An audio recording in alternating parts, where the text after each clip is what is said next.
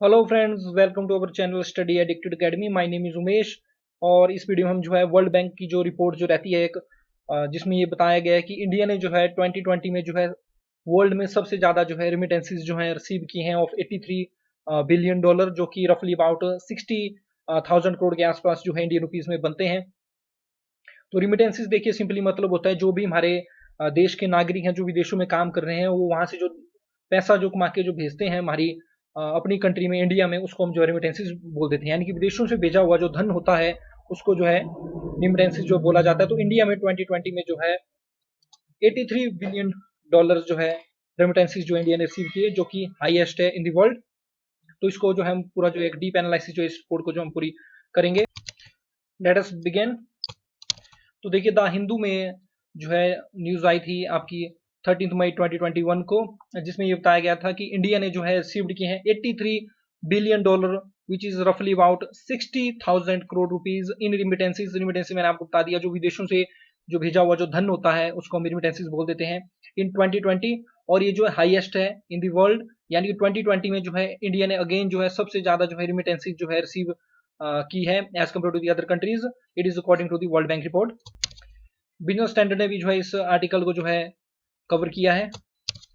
तो ये रिपोर्ट है वर्ल्ड बैंक की, ये पीडीएफ का जो कवर पेज है उसकी एक जो है स्क्रीनशॉट ये रहता है। रिपोर्ट का नाम रहता है, बहुत इंपॉर्टेंट रहती है, माइग्रेशन एंड डेवलपमेंट ब्रीफ। अक्टूबर 2020 तक जो है इन्होंने इसमें जो डाटा लिया हुआ है। तो वेरी इंपॉर्टेंट, एग्जामिनेशन में आपसे डायरेक्ट पूछा जा सकता है कि माइग्रेशन एंड डेवलपमेंट ब्रीफ जो है किसके द्वारा रिपोर्ट जो है रिलीज की जाती है। तो ये जो आपकी वर्ल्ड बैंक के द्वारा ये जो रिपोर्ट जो रिलीज की जाती है। देखिए रिपोर्ट में ये बताया गया है, वर्ल्ड बैंक ने अपनी लेटेस्ट रिपोर्ट में, देखिए वर्ल्ड बैंक के बारे में आपको बताना चाहिए, जुलाई 1944 में वर्ल्ड बैंक स्टेब्लिश हुआ है। और वर्ल्ड बैंक जो है पार्ट रहता है वर्ल्ड बैंक ग्रुप का, और इसके हेडक्वार्टर्स आपको वाशिंगटन डीसी में देखने को मिलेंगे। और वर्ल्ड बैंक में देखिए दो इंस्टीट्यूशन रहते हैं, IBRD international bank for reconstruction and development, और दूसरा इंस्टीट्यूशन रहता है इसमें इंटरनेशनल डेवलपमेंट एजेंसी। और जब तीन और इंस्टीट्यूशन जो है अगर हम इसमें ऐड कर देते हैं, और अगर इंस्टीट्यूशन को मिला दिया जाए, IFC International Finance Corporation, MIGA multilateral investment guarantee agency, और International Centre for Settlement of International Dispute ICSID। तो ये 5 इंस्टीट्यूशन आपके बना देते हैं वर्ल्ड बैंक ग्रुप, और हेडक्वार्टर आपको इनको देखने को मिलेंगे वाशिंगटन डीसी। वर्ल्ड बैंक के हेडक्वार्टर्स जो है एक बार जो मैप में देख लेते हैं, तो ये आप वर्ल्ड मैप अपनी स्क्रीन के सामने देख सकते हैं। और this is our loving India. तो इंडिया से जब हम वेस्ट की तरफ जाएंगे टुवार्ड्स नॉर्थ अमेरिका, तो इस तरह से मैं आपको ले चलता हूँ नॉर्थ अमेरिका में। And this is USA, and there is a 49th parallel between USA and Canada. तो यूएसए की जो कैपिटल जो रहती है वाशिंगटन डीसी, यहाँ पर जो हमें जो है वर्ल्ड बैंक ग्रुप के जो हेडक्वार्टर जो है देखने को मिलेंगे।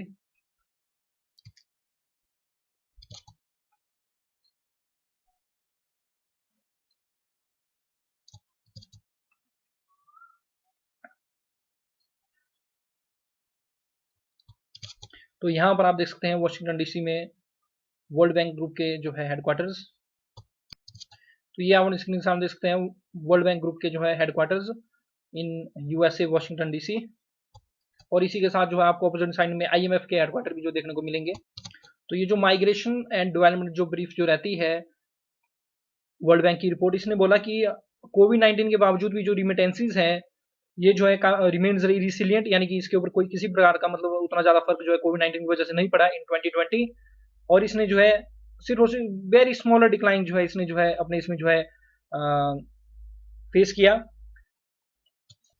तो रेमिटेंसेज ने जो है काफी कम डिक्लाइन जो हमें जो है कोविड की वजह से जो है देखने को मिला 2020 में, यानी कितना ज्यादा फर्क जो है रेमिटेंसेज के ऊपर नहीं पड़ा। देखिए रिसिलियंट के लिए अगर आप शुद्ध हिंदी का वर्ड देखेंगे तो उसका मतलब है लचीला, लेकिन जब हम कॉमन अंडरस्टैंडिंग में उसको समझे तो रिसिलियंट का मतलब होता है अगर कोई चीज हो भी जाए तो उसके ऊपर जो है फर्क ना पड़े। जैसे हम बोल देते हैं कि अर्थक्वेक रिसिलियंट बिल्डिंग्स होनी चाहिए, तो उसका मतलब ये है कि अर्थक्वेक आ भी जाए फिर भी बिल्डिंग्स को नुकसान ना पहुंचे। तो इस तरह से आप समझ सकते हैं। तो बोलने का मतलब सिंपल सा ये है कि जो 2020 जो फाइनेंशियल ईयर रही उसमें जो वर्ल्ड में जो भी रिमिटेंसेज जो भेजे जाते थे उसमें इतना ज्यादा डिक्लाइन हमें जो देखने को नहीं मिला। और देखिए इसमें बताया गया कि 2020 में जो टोटल जो रेमिटेंसेज हमें देखने को मिले through out the world, it is 540 billion dollar in 2020। और 2019 की अगर हम बात करें तो टोटल जो रेमिटेंसेज जो वर्ल्ड में जो भेजे गए थे एक कंट्री से दूसरी कंट्री में, दैट वाज 548 बिलियन डॉलर, यानी कि सिर्फ और सिर्फ 8 बिलियन डॉलर का ही हमें जो है डिक्लाइन देखने को मिला, और जो कि सिर्फ और सिर्फ जो 1.6% जो कम थे as compared to previous year 2019। इसके बाद इस रिपोर्ट में बताया गया कि जो रिमिटेंसेस इनफ्लोज है ये जो है लेटिन अमेरिका और कैरेबियन जो कंट्रीज हैं वहां पर 6.5% जो इंक्रीज किया है, साउथ एशिया में जो 5.2% से इंक्रीज किया है, और middle east and north African countries में भी ये जो है 2.3% से जो है ये इंक्रीज हुआ है। और इंडिया का आपने ध्यान रखना, इंडिया जो है एक साउथ एशियन कंट्री है। ये जो डिफरेंट रीजन है इनको एक बार मैप में देख लेते हैं। तो दिस इज वर्ल्ड मैप और this is our loving India.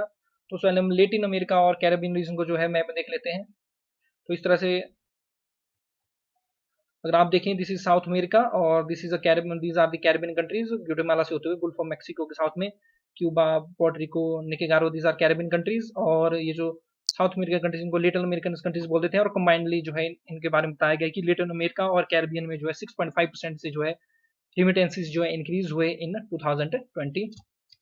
फिर उसके बाद अगर हम नॉर्थ अफ्रीकन कंट्रीज के बारे में बात करें तो ये जो रीजन जो रहता है सहारन रीजन, ये जो सारा डेजर्ट अगर आप देखें तो सारा डेजर्ट इस तरह से आपको ये जो मैप में देखने को मिलता है ऊपर जैसे this is a Saharan reason. और इन कंट्रीज को जहाँ पर हम कर्सर घुमा रहा हूँ, these are North African countries. और जो सहारा डेजर्ट के इस तरह से जो नीचे जो कंट्रीज होती हैं इनको बोल देते हैं सब सहारन कंट्रीज, जहाँ पर मैं नीचे कर्सर घुमा रहा हूँ।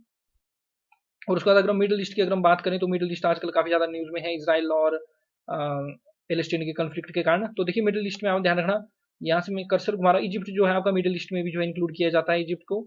तो ध्यान रखना, Turkey, Syria, Egypt, Israel, Jordan, Lebanon, Syria, Iraq, Saudi Arabia, Yemen, Oman, Iran, ये सारी सारी कंट्री जो आपकी मिडिल ईस्ट में देखने को मिलती है। यूएई हो गया, कतर, बहरीन एंड कुवैत।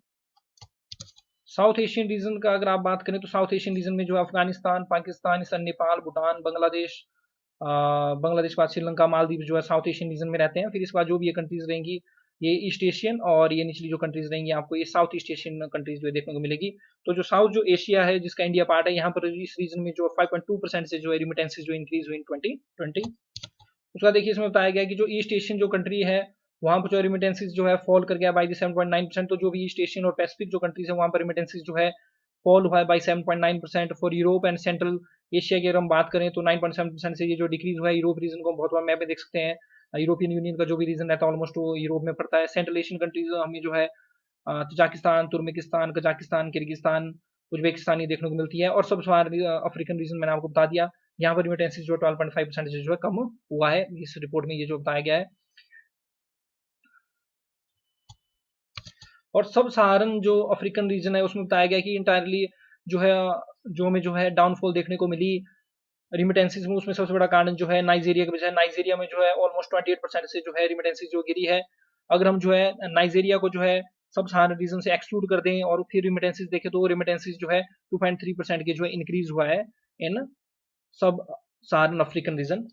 अब देखिए हम बात करेंगे रिमिटेंसेज आउटफ्लो, यानी कि किस कंट्री से जो सबसे ज्यादा धन जो है दूसरी कंट्री में जो है भेजा गया है। तो सबसे ज्यादा जो रिमिटेंसेज है वो यूएसए से जो है $68 बिलियन का जो है भेजा गया है। यानी कि भेजने का मतलब ऐसा, मान लीजिए यूएसए में अगर हमारा कोई इंडियन जो है काम कर रहा है तो वो यूएसए से कितना पैसा जो है इंडिया में भेज रहा है, आउटफ्लो की बात की जा रही है। तो सबसे ज्यादा जो रिमिटेंसेज हैं जो विदेशों से धन भेजा गया है अपनी डोमेस्टिक कंट्रीज में वो सबसे ज्यादा जो है यूएसए से जो है भेजा गया है $68 बिलियन। उसके बाद followed by UAE $43 billion, Saudi Arabia $34.5 billion, Switzerland $27.9 billion, Germany $22 billion and China $18 billion.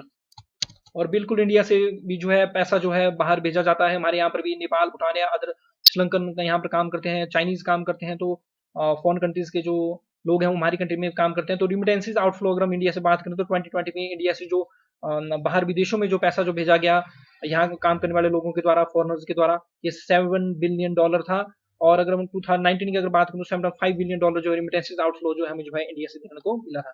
अब देखिए बहुत ही इंपॉर्टेंट जो चीज रहती है माइग्रेशन के कंसेप्ट में, अगर रिमिटेंसेज की बात करें तो इंडिया ने 2020 में जो $83 बिलियन जो रिसीव किए इन रिमिटेंसेज, यानी कि विदेशों से लगभग 60,000 करोड़ रुपए जो है वहां पर काम करने वालों के द्वारा जो है भारत में जो है भेजे गए, जो कि काफी जो है इंपॉर्टेंट है। अगर 83 से आप 7 को अगर माइनस भी कर दें तो ओवरऑल 74 बिलियन जो है हमें ओवरऑल जो है इनफ्लो जो है इंडिया में जो देखने को मिला पैसों का। तो देखिए एक बहुत ही अच्छी बात रहती है क्योंकि विदेशों से हमारी कंट्री में डॉलर आ रहे हैं और डॉलर के बदले जो है हमारी सरकार जो रुपीज दे देती है तो हमारी जो इकोनॉमी है उसमें डिमांड बढ़ेगी, कंजप्शन बढ़ेगी और हमारा जो फॉरेक्स रिजर्व जो रहता है जो कि आरबीआई मेंटेन करता है वो भी बढ़ता है। तो सिर्फ और सिर्फ 0.2% का ही डिक्लाइन हमें जो प्रीवियस ईयर से देखने को मिला है। और 2019 में इंडिया में जो रेमिटेंसेज रिसीव हुए थे वो $83.3 बिलियन थे।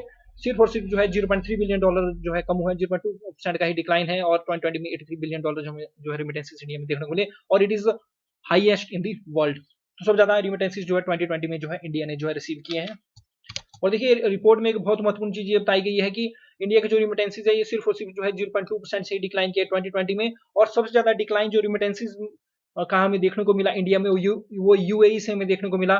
यूएई से 2020 में जो है 17% कम जो है पैसा जो है हमारे जो लोगों के द्वारा जो वहां पर काम करते थे उनके द्वारा जो कम भेजा गया, यानी कि रिमिटेंसेज जो है 17% जो है डिक्लाइन कर गए जो यूएई से इंडिया में आते थे। अगर हम चाइना की बात करते हैं नेबरिंग कंट्री की, तो चाइना ने रिसीव किया $59.5 billion in remittances in 2020 as against $68.3 billion in the previous year. तो देखिए सबसे ज्यादा रिमिटेंसेस जो है इंडिया ने रिसीव किए $3 बिलियन।